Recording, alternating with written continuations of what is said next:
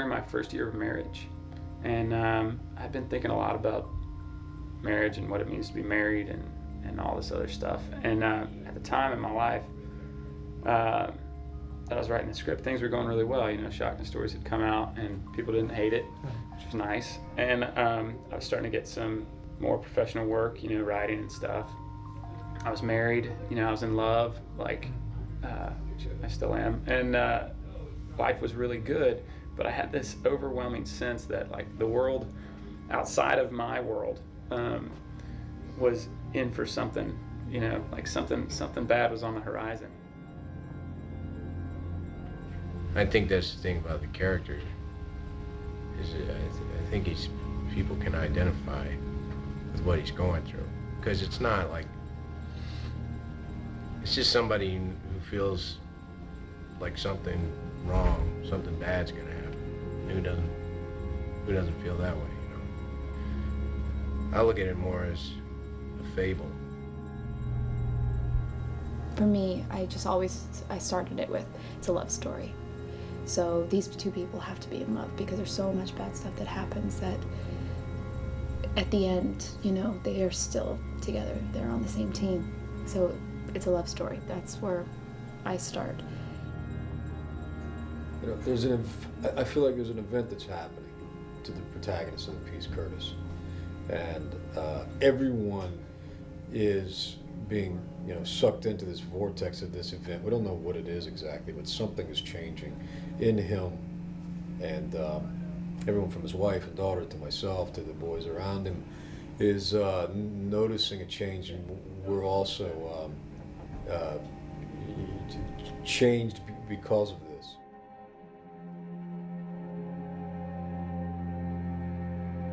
Mike Shannon was the first guy who read the script, the first person who really read the script.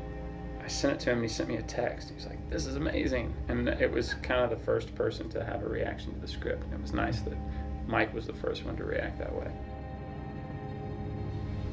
I mean, he would call me and talk about, like, when he showed the script to people and the reactions. He got a lot of notes. People wanted different things to happen, but he just felt like they didn't get it. So I'm glad. I think he's actually going to do a version of it that's pretty close to what he originally wrote. Yeah, working with Michael's, I mean, he's maybe, I don't know that anybody better at our age group out there. I mean, he's a tremendous actor. I think this is the fifth thing that we've done together. I jumped at the opportunity to work with him. We just came off this Boardwalk Scorsese project, like we wrapped 3 weeks ago. We both jumped into this. He's just a fine actor, man. They don't come any better. Okay, the reason I'm doing this movie, well, there's two things. But the main reason is Jeff Nichols. I really believe in him. I believe that he is going to be, and he is and will continue to be an important filmmaker. I know you told your friend you're not okay, and tell me what's wrong and why you never said you felt that way. And guess you're trying to stay strong and fake a smile until I look away. But I've known you too long, it hurts to watch your blue eyes fade to gray as you fade away, as you fade away. Yeah, I'm about to fade away, cause every time I wake up I feel like it's Monday. Something's going wrong with all the chemicals up in my brain. All of a sudden I don't look at anything the same way. Got a build up of my thoughts sitting in an ashtray. I'm sorry that I'm so inconvenient, okay. Just let me be me and I'll stay out of your way. I can see the way you look at me, I'm such a disgrace. I never really asked to be brought into this place. You wanna love me? Well then baby have a taste. All the highs and the lows, no you'll never be the same. I don't really wanna hurt you, but I can't control the pain. If you're sticking by my side, maybe we could be okay. Okay, maybe you could be the change I need today. I promise that I've never felt this way. I really hope that you will choose to stay through all the pain. I know you told your friend you're not okay, what's wrong and why you never said you felt that way. Guess you're trying to stay strong and fake a smile until I look away. But I've known you too long, it hurts to watch your blue eyes fade to gray as you fade away. As you fade away. As you fade away.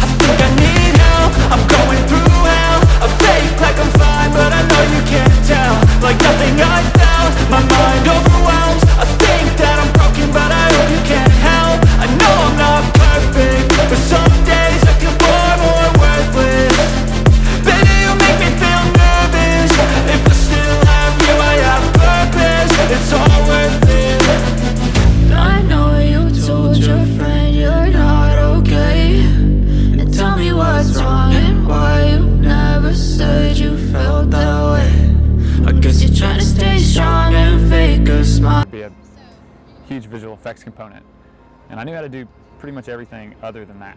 And luckily, my agent at the time, Brian Kavanaugh Jones, who's actually an executive producer on the film, he hooked me up with the Strauss brothers and their company Hydraulics. So we paired with them as executive producers, and they came on board way upstream, and were really big creative partners in helping work out the details of these effect sequences. One of the biggest sequences of the film involves being inside a house and the perspective of being a house being caught up in a tornado from the inside of a house. So that entire shot where you see the furniture lift off the ground is 100% CGI. What we provided them were basically plates. So we framed the shot where Mike Shannon's character Curtis walks in to retrieve his daughter, and then he walks out of frame, and then we locked the camera down and we just rolled a couple of frames, and we would take each piece of furniture in the room out one piece at a time until there was no furniture left. And as we pulled pieces of furniture out, Hydraulics had sent a visual effects supervisor to set. He would take photographs around these pieces of furniture. So at the end of the day, they would have 360-degree views of all of this furniture. And it was pretty remarkable, I think, how they were able to rebuild that entire room from CGI scratch, basically.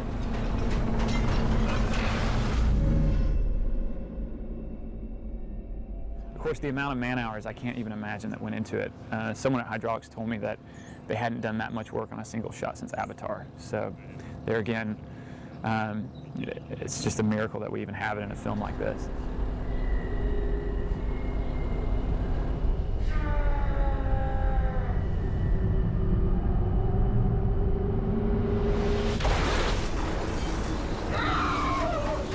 Make a film that is 90% indie film and looks that way and feels that way, and then you have this 10% that is an effects element, and it fits, it works in my opinion, and all that credit goes to Hydraulics.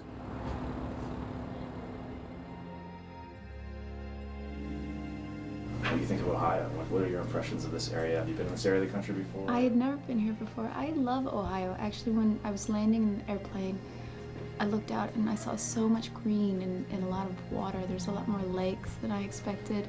For some reason I thought it would just be flat brown land.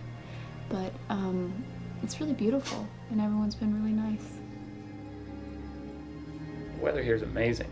And not just like nice, mild summers, but it's like being so close to the lake, they have these weather cells that just like pop up and like pass through. So we'd be filming and like giant clouds would just like roll through, and it'd be this big storm. It'd last about 20 minutes and then it'd be gone and go back to shooting. It's really weird. And oddly enough, really appropriate.